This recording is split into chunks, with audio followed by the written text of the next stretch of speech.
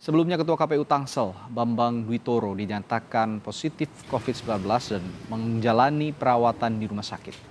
Konfirmasi positif COVID-19 disampaikan PLH atau pelaksana harian. Ketua KPU Tangsel Bambang dinyatakan positif COVID-19 setelah hasil tes usap yang dilakukan keluar pada Sabtu 5 Desember lalu.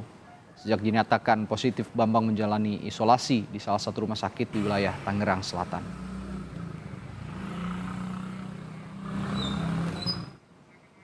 Informasi lengkapnya kita tanyakan jurnalis Kompas TV Elgin Fridianto di rumah duka.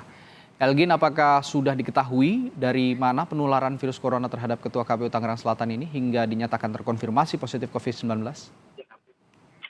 Ya, selamat siang Radhi dan juga saudara. Untuk terkait pastinya di mana almarhum terpapar COVID-19 ini masih belum diketahui, namun yang bisa kami sampaikan ialah untuk kronologinya, pertama memang seluruh anggota KPU ini menjalani tes usap di hari Minggu tanggal 29 November 2020 kemarin, dan hasilnya ini keluar pada tanggal 2 Desember 2020 kemarin, hari Rabu tepatnya.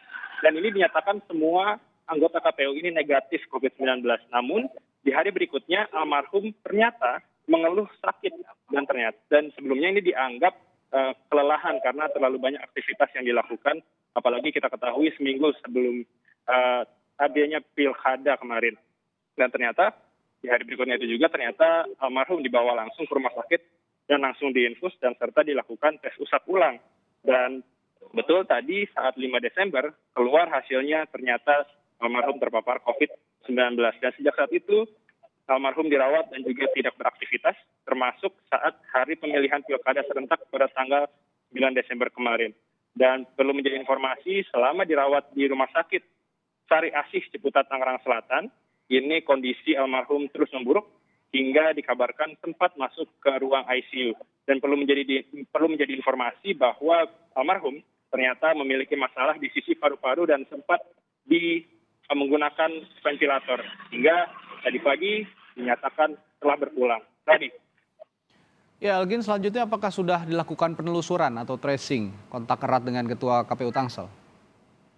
Ya, terkait dengan tracing yang akan dilakukan, dikatakan bahwa pelaksana harian ini akan melakukan tracing, di mana akan melakukan tes usap ulang terhadap seluruh anggota KPU nanti di hari Selasa 15 Desember. Dan perlu menjadi tambahan bahwa saat dinyatakan positif COVID-19 tepatnya pada Sabtu 5 Desember kemarin, ini kantor KPU Tangerang Selatan langsung disterilisasi.